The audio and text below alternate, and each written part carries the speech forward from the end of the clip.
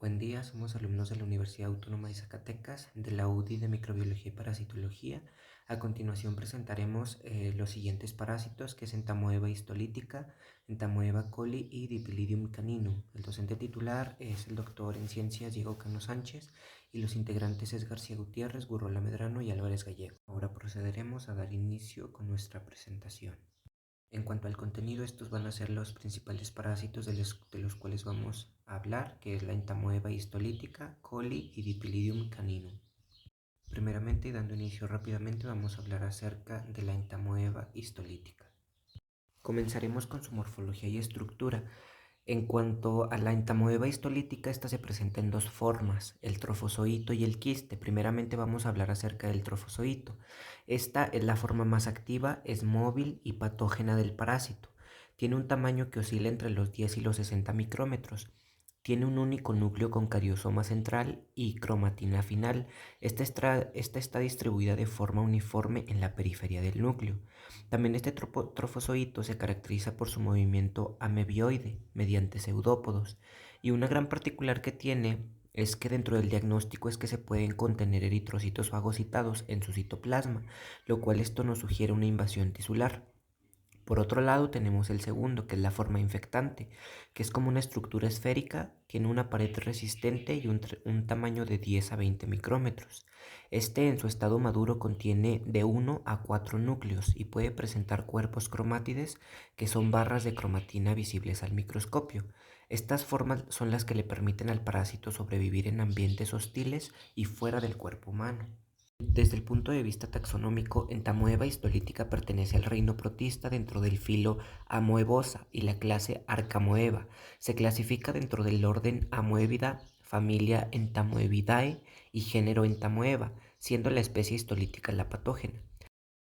En cuanto a las toxinas y enzimas extracelulares biológicamente activas, tenemos la lectina de galactosa con la N-acetilglacosamina. Aquí tenemos que esta facilita la adhesión a células epiteliales del hospedero. El amebaporo es una proteína formadora de poros que lisa las células huéspedes y facilita la invasión. Por otro lado tenemos las proteasas cisteínicas, que estas degradan la matriz extracelular de las inmunoglobulinas IgA y IgG, que es el complemento, y otras proteínas del hospedero.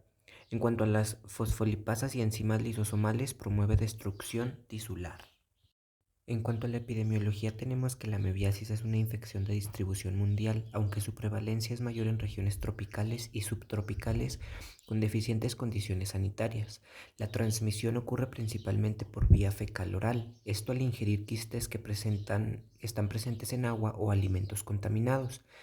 Normalmente personas que viven en condiciones de hacinamiento o instituciones cerradas tienen un mayor riesgo de contagio, así como los viajeros a zonas endémicas. Esta infección también se puede transmitir a través del contacto directo entre personas, esto especialmente en las prácticas sexuales de riesgo, y la mayoría de los infectados son portadores asintomáticos, lo cual nos favorece a la diseminación de los quistes. En cuanto a la patogénesis, tenemos que una vez ingeridos estos quistes de la entamoeba histolítica, estos sufren una excitación en el intestino delgado, lo cual nos va a ayudar a liberar trofozoitos que van a migrar al colon descendente y se van a adherir al epitelio. Esto mediante la secreción de las lactinas, que son las proteasas y los ameboporos. Los trofozoitos destruyen el epitelio intestinal provocando úlceras, que estas son características en botón de camisa. Si no se controla la infección, puede haber diseminación hematógena hacia otros órganos extraintestinales. Dentro de ellos tenemos principalmente el hígado, donde se producen abscesos hepáticos, y este proceso invasivo resulta en necrosis, inflamación intestinal y en daño tisular local.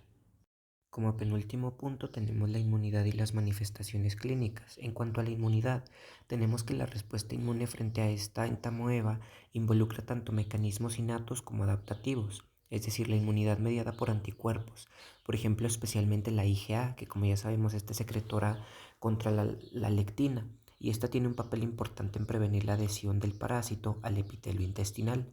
Sin embargo, la evasión inmune es común, esto debido a que los trofozoitos pueden destruir leucocitos, resistir la acción del complemento y cambiar de superficie antígena. Aunque estos se generan anticuerpos en infecciones invasivas, no siempre confieren una protección duradera y las reinfecciones pues son muy posibles. Dentro de las manifestaciones clínicas tenemos que estos pueden ser asintomáticos en la mayoría de los casos, pero también pueden ser cuadros clínicos leves o severos. La forma intestinal se presenta con dolor abdominal, diarrea con moco y sangre, tenesmo y pérdida de peso. Y ya en los casos graves puede haber una colitis fulminante con perforación intestinal. Y como último punto hablaremos del diagnóstico, el tratamiento y la prevención. En cuanto al diagnóstico, esto incluye métodos directos e indirectos, como la microscopía de muestras fecales que puede revelar trofosoditos o quistes, aunque no se distingue de la entamoeba histolítica de la entamoeba díster. Las pruebas de detección de antígenos pues es por medio de la ELISA y las técnicas de PCR, que esto nos permiten identificar específicamente a la entamoeba histolítica. En cuanto al tratamiento, este se dirige al alivio de los síntomas y la sustitución de sangre y líquidos y la erradicación del microorganismo. El fármaco preferido para la erradicación es el metronidazol.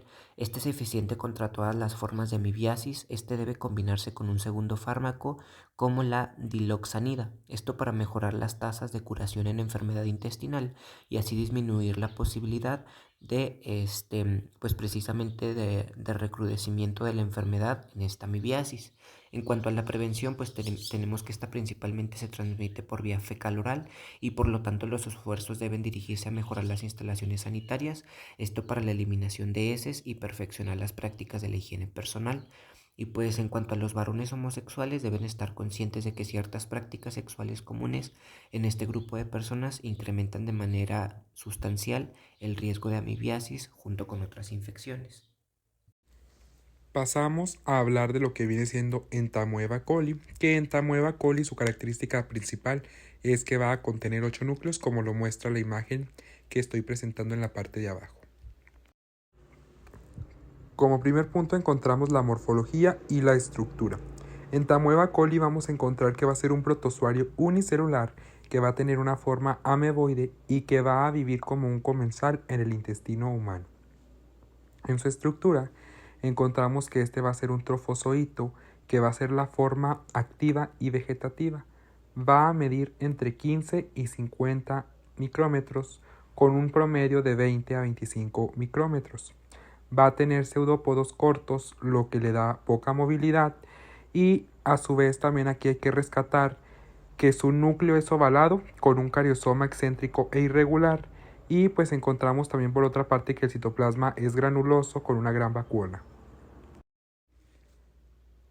Continuando con esta misma categoría en cuanto a la estructura, encontramos que va a tener forma de quiste.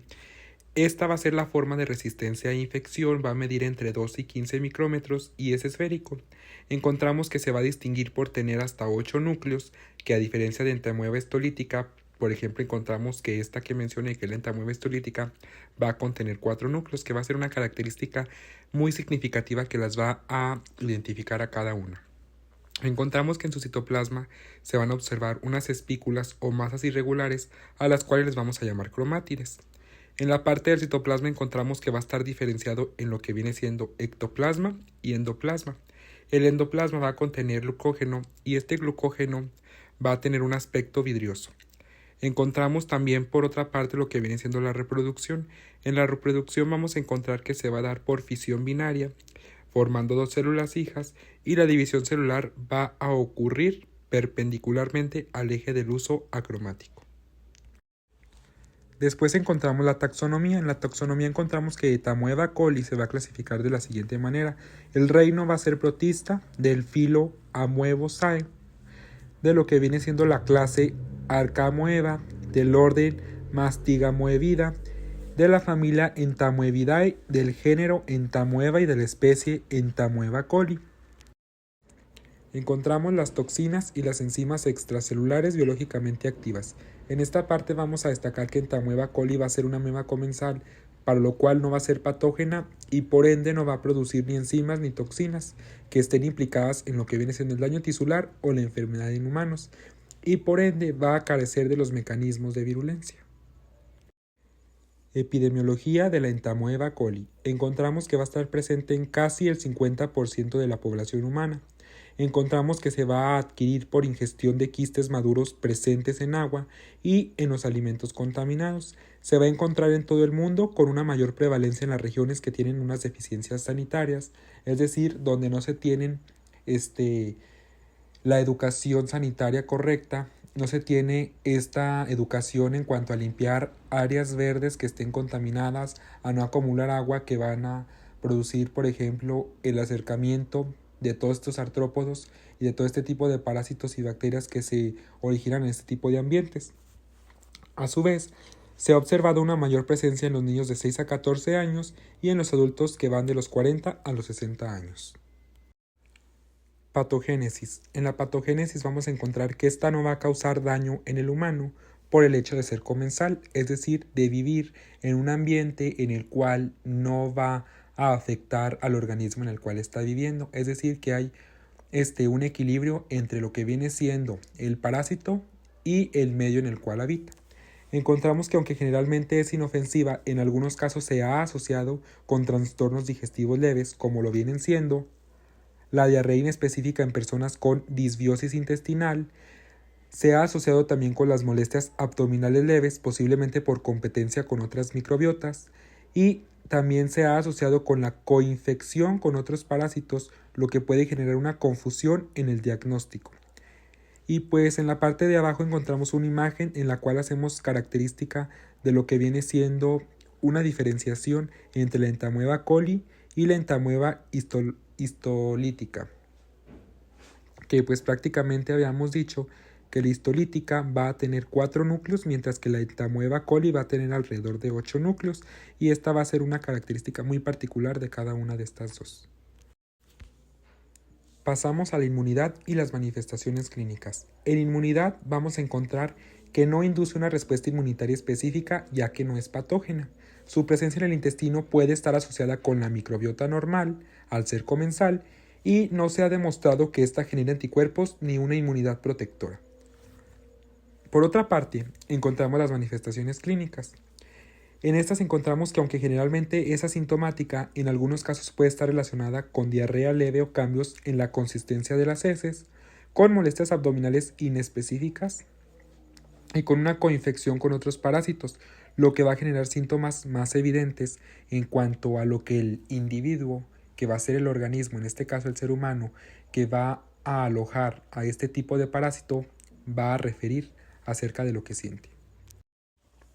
Diagnóstico, tratamiento y prevención. En el diagnóstico se van a realizar mediante un examen microscópico de muestras fecales, donde se tiene que identificar los trofozoitos y los quistes característicos, que son parte de la estructura de lo que viene siendo la Entamoeba coli, que ya hablamos de esto en cuanto a la morfología y estructura de cada uno de estos. Se va a identificar a través de una tinción tricómica para diferenciar las estructuras nucleares, es decir, si hay 4 núcleos, si hay 8 núcleos, que nos indica cada uno, histolítica, Entamoeba coli, la tinción de Lugol para observar los quistes, en este caso esta característica, que también ya hablamos un poco de ello en cuanto a la estructura, en coprocultivo en medios específicos para detectar la presencia del parásito o la no presencia del mismo, es decir, que si está o no está para hacer un descarte, pues prácticamente.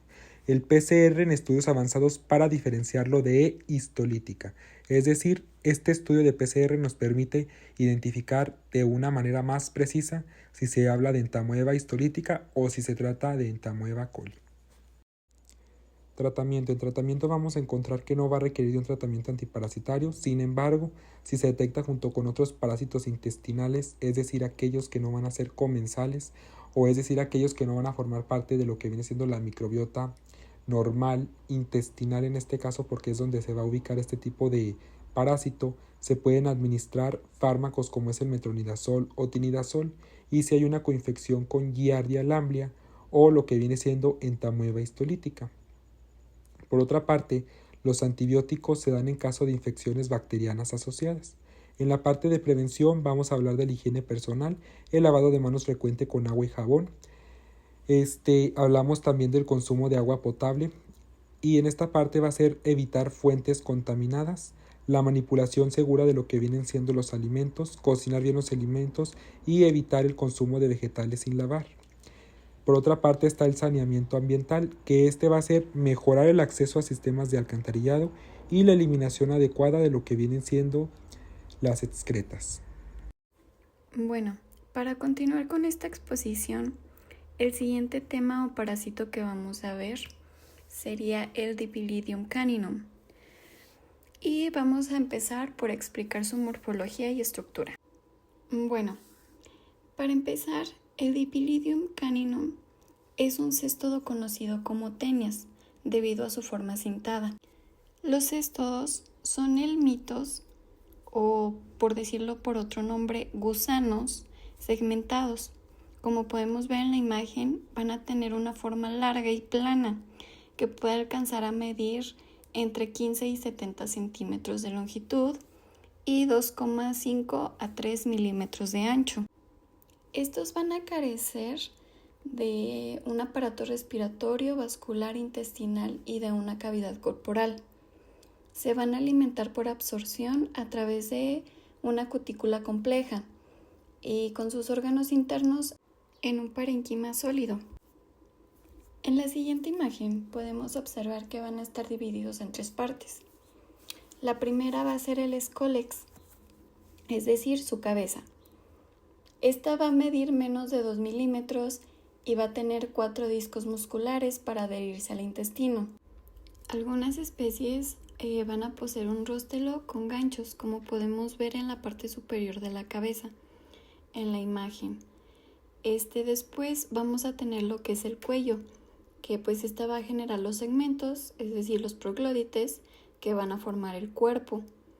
Y ya por último tenemos el estrobilo, que pues ya va a ser en sí el cuerpo segmentado y está formado por los proglódites, con cada uno con un sistema reproductor hermafrodita. Yéndonos ya un poquito a hablar de su taxonomía, pues tenemos que este céstodo es del dominio Eucariota y del reino Animalia.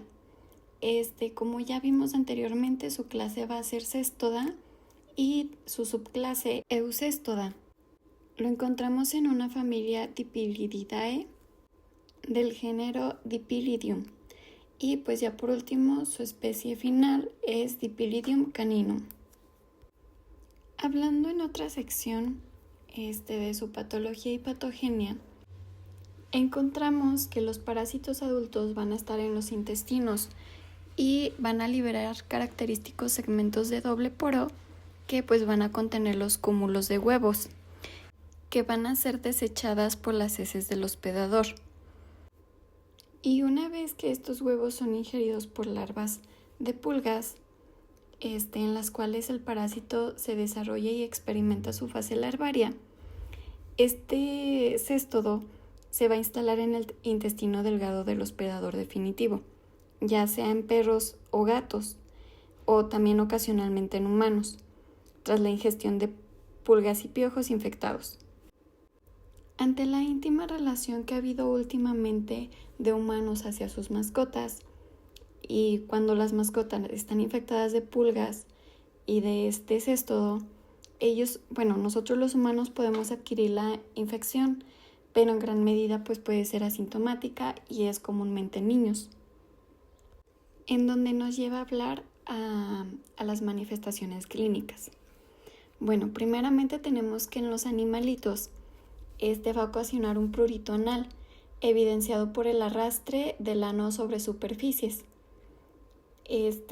También va a ser la presencia de los proglódites móviles en las heces o alrededor del ano de los animalitos. Otra manifestación puede ser la pérdida de peso, vómitos, diarrea o constipación en casos ya severos. Por otro lado, en los humanos, va a ocasionar dolor abdominal leve y igualmente prurito anal. Y al momento de expulsar las heces, también vamos a tener presencia de proglódites. En los niños, pues al ocasionar prurito anal va a generar inquietud y también otra manifestación puede ser la diarrea. En la siguiente diapositiva hablaremos de la epidemiología y área geográfica. Tenemos que el Dipylidium caninum tiene una distribución cosmopolita.